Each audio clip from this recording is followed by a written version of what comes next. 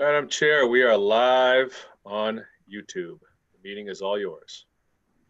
Good evening. I am Faith Stevens, Commissioner of Parks and Recreation, and we are starting our February meeting. This is the opening of Northborough Parks and Recreation Committee is being conducted remotely, consistent with Governor Baker's order of March 12, 2020, due to the current state of emergency in the Commonwealth due to the outbreak of COVID-19 virus. In order to mitigate the transmission of the COVID-19 virus, the town of Northborough has been advised and directed by the Commonwealth to suspend public gatherings, and as such, the governor's order suspends the requirements of open meeting law to have all meetings in a public, accessible, physical location. All members of the Northborough Parks and Recreation Committee are allowed and encouraged to participate remotely. The order allows for Northborough Parks and Recreation Committee to meet entirely remotely, so long as reasonable public access is afforded so that the public can follow along with the deliberations of the meeting. The public is encouraged to follow along using the posted agenda unless the chair notes otherwise. Members of the public who wish to view the live stream of this meeting may do so by going to Northborough Remote Meetings on YouTube via the link listed on the agenda. Ensuring public access does not ensure public participation unless such participation is required by law. This meeting will not feature public comments. Members, when I call your name, please respond in the affirmative, stating that you can hear and you're in attendance. Tracy Camerano. I can hear and I'm in attendance. Gary Magalino. Here and in attendance. Staff, when I call your name, please confirm you can hear and that you're in attendance. Allie Lane. Here and in attendance. Scott Carpenter. I'm in attendance and I can hear. Okay, let's start by calling the meeting to order. All right. So I guess I'm up first. Recreation report. Oh, don't I we actually, go ahead. We need to approve the minutes from December meeting. Yes. I motion to approve. Second.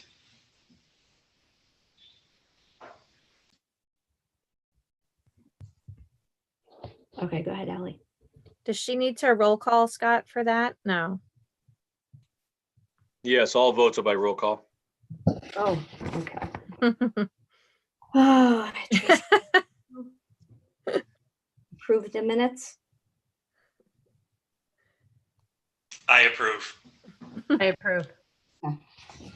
You have to approve, Faith. What about you, Faith? All right. Now it's time for the recreation report. I have quite a few random things to just kind of let you guys know about because we didn't meet in January. I wanted to let you know that the lottery is next week for the gardens and most people are coming back. We only have a couple that are not coming back, but we have quite a few new people that want a garden. So the good news for that is that we're actually going to be using some leftover grant money to build 10 more gardens. So we will have 40 in total, and we've never had more than 40 applications. So that should pretty much handle the amount of people that do want to come in. We have 30 currently, and generally we have to turn away between 5 and 6, some years up to 10 people. So I think having 40 gardens total will be more than enough. So I'm pretty excited about that. What we're going to do is use most of the money for the fencing that we have to put up. And then we're also going to have to buy lumber for 10 more beds, but we do have an Eagle Scout that is going to be helping out with that. And actually, Faith, you might remember Colin Wing. Yeah. Jim's son is going to be doing that project for us. So we're pretty excited about that. We are officially, I don't know if you guys get my emails or not, but we are geared up and ready for summer camp. I do have to go over a few things with you guys, ask for some advice on a few camp things, but February 23rd at 9 a.m. we will be having registration for summer camp. There's going to obviously be some differences from prior years. The main one being that we normally take 140 kids a week and we are only able to take 90 at this point because we have to prepare for the COVID guidelines being as they are right now, even though I feel they'll be a lot different in June, the end of June, but we have to be prepared for now. So we have to be able to have 9 different spaces that can accommodate 10 kids.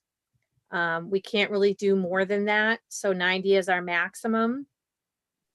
I am concerned with that only because we filled in an hour for 140 kids for 8 weeks. So I have a feeling it's going to be a lot of disappointment for some people. But I also did change the way that people can register this year. In the past, you've been able to just pay for 1 week, $245, and then you can reserve all 8 weeks. And then you have until May 1st to pay in full.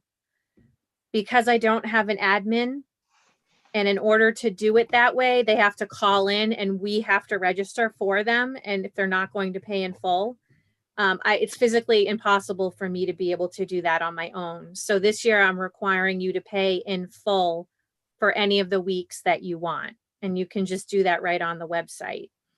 So I have a feeling that might deter people from just booking all 8 weeks.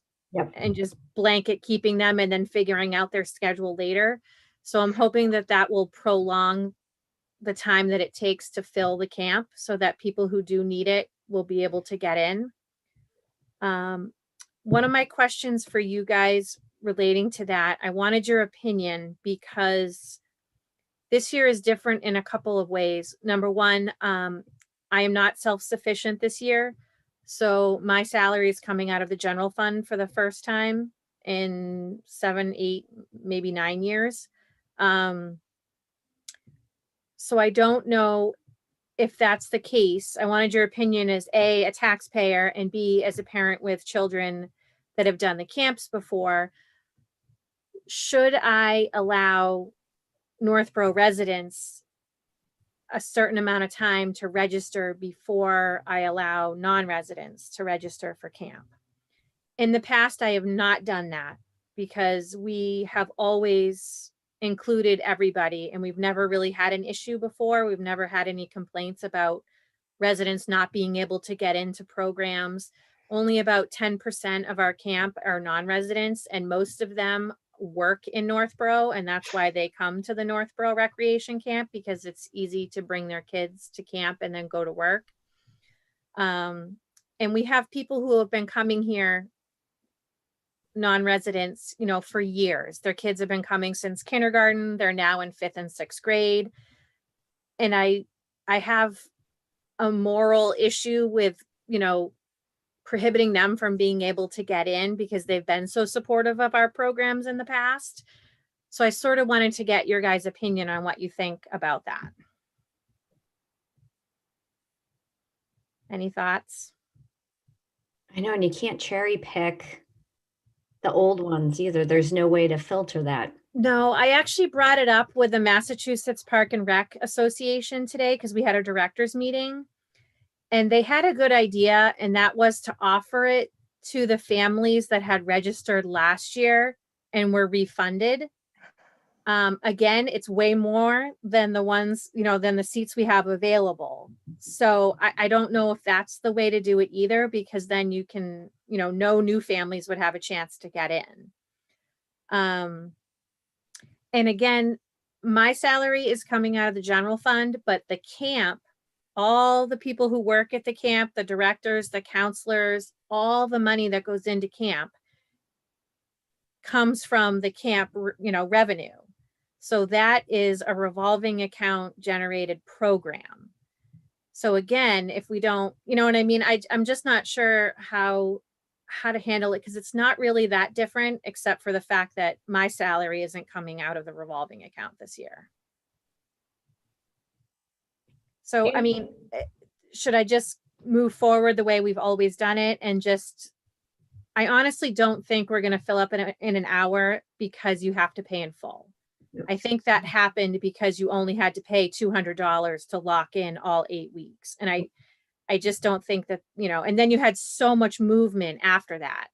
You know what I mean? Because you would be like, oh, actually, I don't need these 2 weeks and I don't need these 2 weeks. And we were constantly, moving people around and taking people off the wait list and going back and forth. So my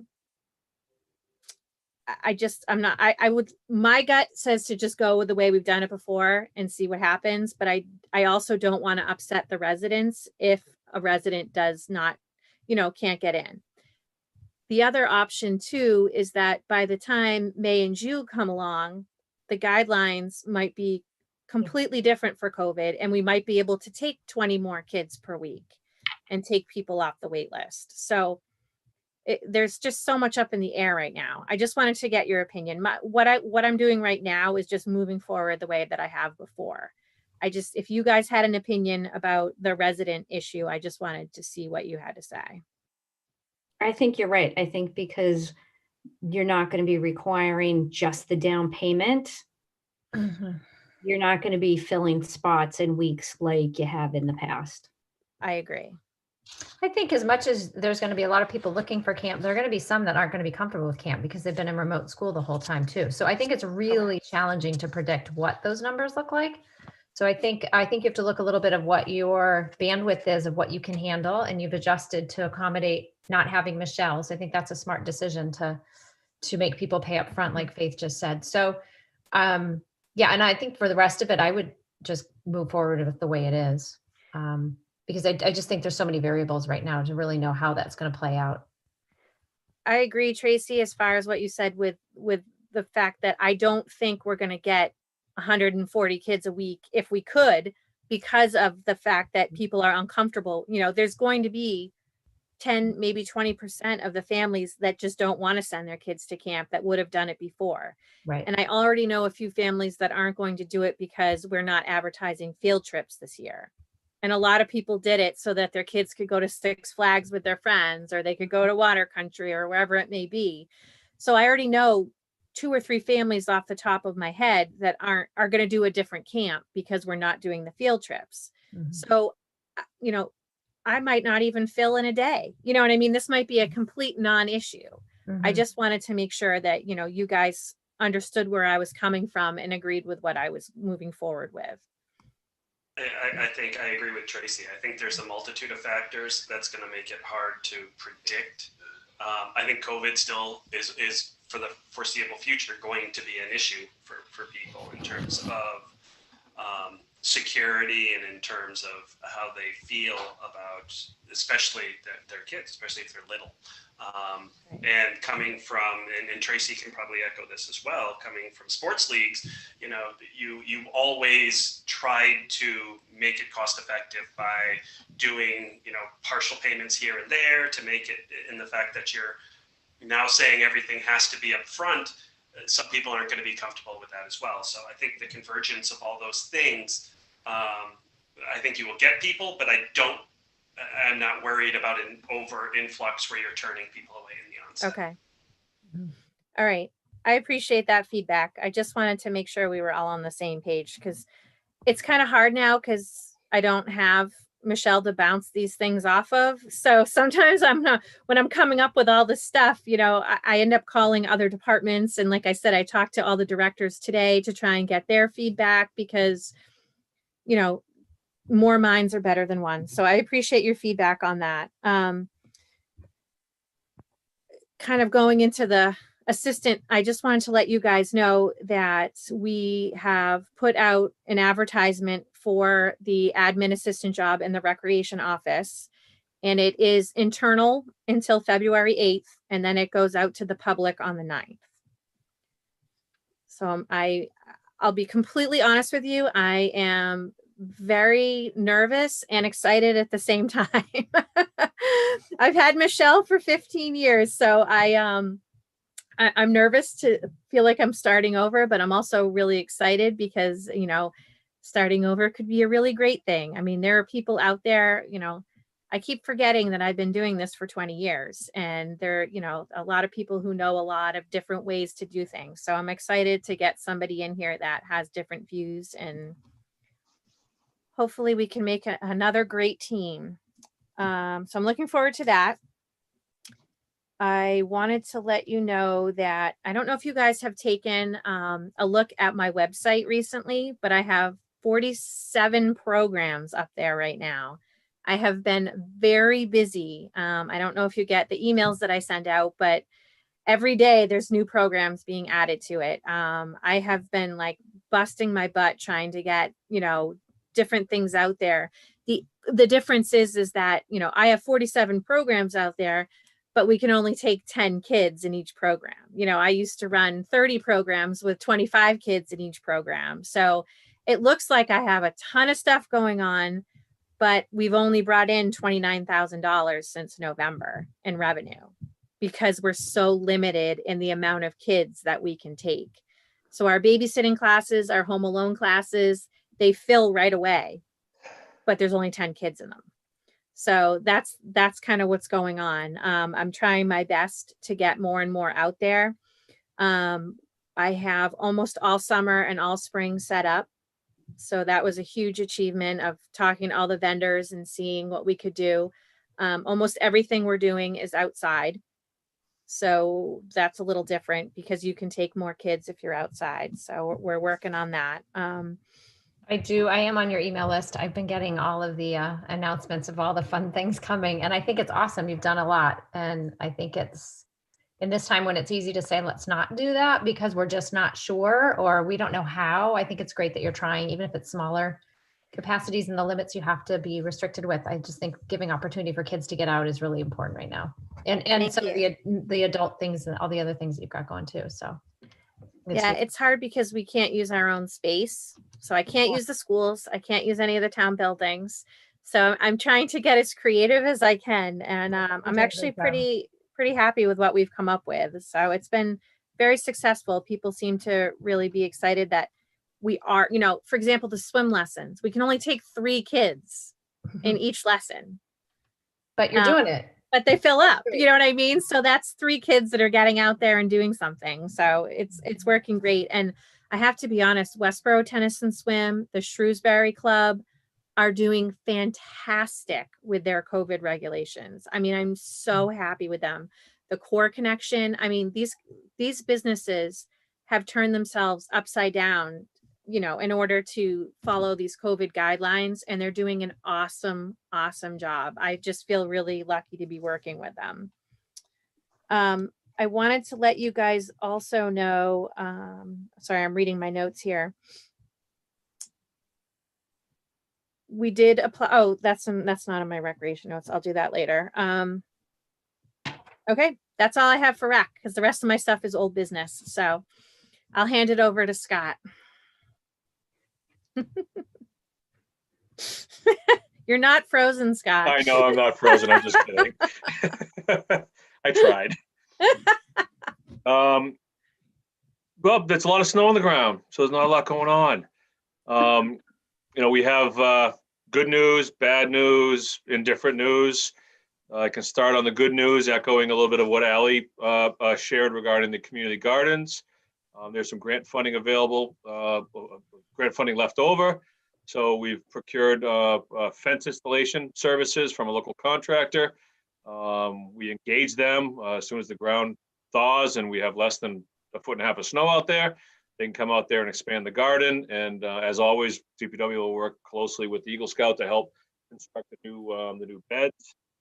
In advance of the recent snowstorm, we were able to get out there and fill some of the depression areas in the back while the ground was frozen, but not covered in snow. So it has been prepped. We got lucky with the window of weather, so that worked out well. That's on the good side.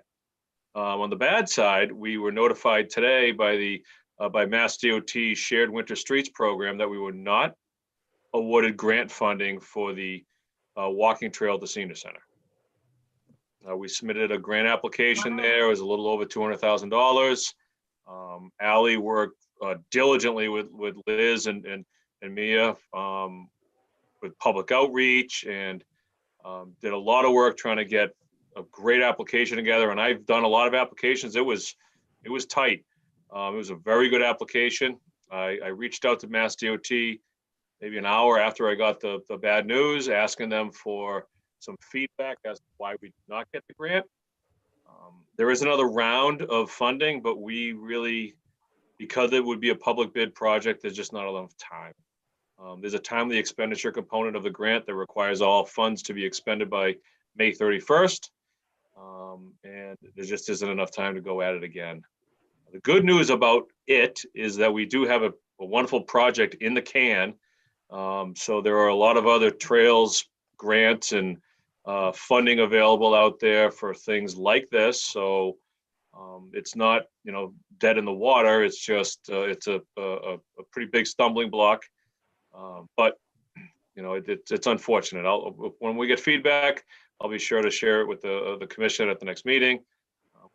Until that time, it's a loss. You use unanimously, John told us. What's that? Did we use the word unanimous? Like, Oh, constantly. It was a fine and replace when it said mostly. Outside of that, the pickleball, the CPC voted in favor of supporting the pickleball funding at town meeting this coming April. So I'm looking forward to that. The project obviously has a lot of internet legs. There's been a lot of positive commentary out and about, so that's encouraging to hear. People are looking to use the pavilion, even though there's a foot and a half of snow out there. I learned that today on Facebook. Yeah. Other than that, on the park side, we were geared up to do some lighting improvements over at Casey, and then, last night happened. So hopefully that melts and the ground stays frozen and we can get out there and do some light work. Other than that, on the public works side, it's the quiet parks time of the year. Faith, can I go back to the update on the fields? Mhm. Okay. I just wanted to give you guys the rundown, and I appreciate those who showed up, and I think it was all three of you, to the Zoom meeting that we ran with the presidents of all the youth groups. I think that was a really informative meeting. I was really happy that we did that. It really gave us a sense of what they were looking for as far as fields and what was going to go on this spring. What I've ended up doing since that meeting is touching base with all of the field coordinators for the youth groups and kind of going over what we're looking to do.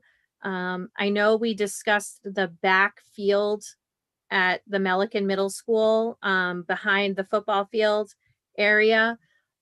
I know that soccer was not very interested in using that space, and we wanted to kind of keep it offline as far as putting a bunch of groups on there for one more season of regrowing the grass. What we're going to end up doing is, I know all of you are aware that Marty Murphy works with me. He used to be one of our commissioners. He runs a lot of the leagues for us. We were unable to do the high school boys basketball league this year because we couldn't use the gym at the high school. So we've modified it, and we're actually going to be doing a high school boys outdoor spring league. And we're going to be doing that over at the Proctor School, but we're going to also be doing a high school air it out flag football league. Marty actually used to run an air it out program at the, I don't know if you're aware of this, but he was the recreation director for the Shirley Prison. And he used to run it there. And it was, we brought it here to the youth a few years back, and it was very successful. So we're just trying to figure out a way to get the high schoolers out, keep them busy in a safe way. And we're going to try and do that and use that space back there because it can be lit, obviously. And I don't think it's going to be, an overwhelming amount of kids that it would ruin the grass. And it's only going to be 2 nights a week. So I think that's what we're going to use that space for. I'm hoping that we get the word out on that and that we get a bunch of high school kids. It's going to be fun because the kids can create their own teams. So, you know, if your kids are in high school and they want a bunch of their buddies to get together, they can make their own team. It's purely for fun and getting your kids outside. What are the dates for that? What was that? What would the dates be for that? The aired out flag football is going to be right at the beginning of the spring, and the basketball program is going to be May through June. So it'll be April to May and then May through June. I think it'll be really fun. So if you guys have high schoolers, talk it up for me. I'll be sending it out, getting it out there. You know, I'll send you guys the flyers. So if you do know, you know, groups of people that you can send them to, I'd appreciate it. We'd like to, you know, we just, like I said, we're just here to get the kids outside, get them some fresh air, get them active. I don't know if anybody's like my kids, but they're just, the only way they talk to their friends is on Xbox. So we're, you know, as a parent, we're struggling trying to figure out, you know, is 4 hours a day on Xbox a good thing because they're actually playing with all their friends, or, you know what I mean? It's just, I want to get them outside. So as soon as it's nice out, as many programs as we can bring outside where these kids get to run around in a safe manner, and then B, get to be with their friends. You know, that's what they want. And that's what I want to hopefully be able to bring to them. So we're going to be putting that program out on that field. Other than that, we have a program set up for the youth groups that do want to use the field. And then we are going to be renting it out on all the other times so that we can hopefully start bringing in some revenue to maintain the fields back there. Ally, do you want to give the commission an update on the Assabet playground status? Oh, yes. That's an old business. I'm not there yet. Oh, we're not old. It's not even built yet. How can that be old already? It's still on paper. Well, we have met with the engineers on that project, and they showed me my dream park, and it was fabulous. I loved it. It was everything we wanted, and it was $500,000 over budget. So I'll be honest, it took me a little while to get over that. And then they gave us a couple alternatives that were in our budget. They're a lot smaller, but I also think that they were very effective in the things that they picked out and the layout that they have. And a few of the things that Scott and I thought were really important for that space, they were able to keep in. So overall, I'm actually very happy with what we came up with. Currently, they're going to be coming back to us, I believe it's next week, Scott, with specific drawings and what we're going to do and the type of equipment that we can actually put in this area. And then once we go over that with them, I'm going to be meeting with a small group of parents in town and kind of going over the different layouts and seeing what they think, as far as, you know, what the parents, it's kind of like a small focus group, I guess you could say, of parents in town, and what their ideas would be on the different options that we have. And I'll go through that with them, and then we'll let the architects know, and we'll be moving forward. A couple of the points to make about the design that started with a double the budget number, but was able to be maintained into the within budget, are things like utilizing the slope to bring slope play into the landscape and into the equipment there. So, you know, for example, if you're going to have a slide, you don't need a ladder. If you've got a slope, you can just run up the slope. A little bit of a shade structure is one of the things we're looking at. Mm-hmm. And because we had to, you know, reduce the span of the project, one of the objectives we had was to keep the space available, but maybe reduce the equipment and apparatus so that further equipment and apparatus could be added later if need be. So we kept a lot of open kind of free space available. So our goal and objective is to get, you know, Ally together and I together with the stakeholders and come up with a little more of a fine-tuned idea on where we're going with the equipment. And then put this baby out to bid and Mhm. let's tear up a playground in the summertime and build it.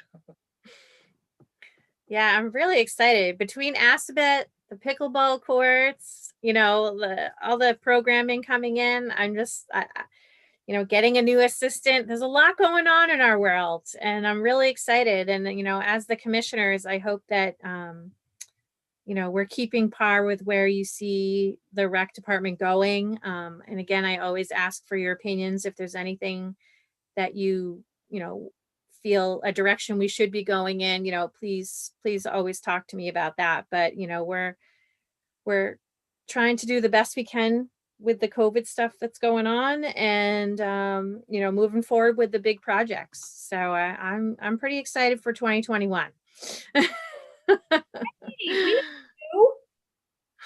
What? Mark joined us. He Hi, did? Mark. It's nice to see you. I did. Hey, everybody. Sorry I'm late. I apologize. I made it, though. I did make it. I don't know if I made it at the end, but I made it.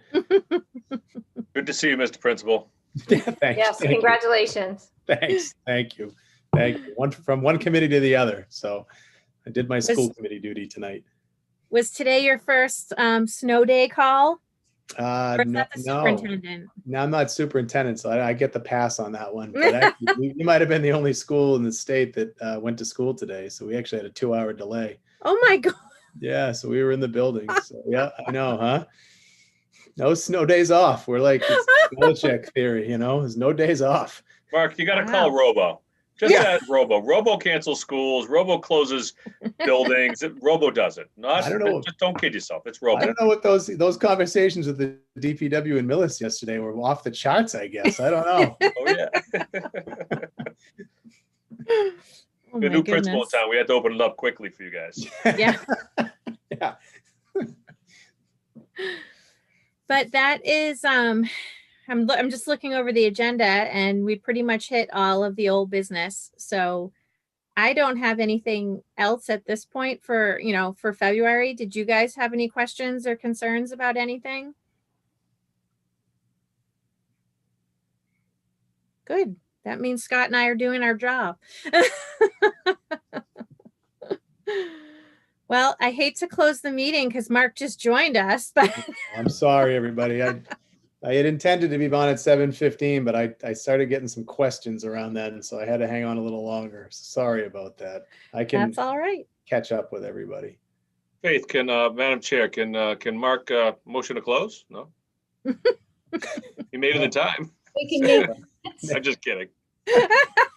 Thanks a lot, Scott. The ever-ending quest to get into the minutes, Unbelievable. Just get your name in there, Mark. All right, so call the meeting to adjourn. Roll call, Tracy Camerano, Yes. Gary Maglino, Yes. Mark Audicki. Yes. All right, you made it. Next meeting, Yeah, does the 7 o'clock work for you guys? Now that we're zooming, do you want to do earlier, later? Are you good with 7? 7's good for me. Okay. Yeah. All right, so 7 we'll works do for the me. first Tuesday in March, which will be the 2nd at 7 p.m. Good. And at that point, like I said, we're going to have summer camp signups on February 23rd. And then all the rest of spring and summer signups are March 1st. So by March 2nd, I should have some numbers for you guys, let you know what's going on, how successful it went, because I'm sure it will be successful. I'm looking forward to it. And by then, hopefully we'll have some better idea of what's going on with the assistant position as well. I'll keep you guys updated.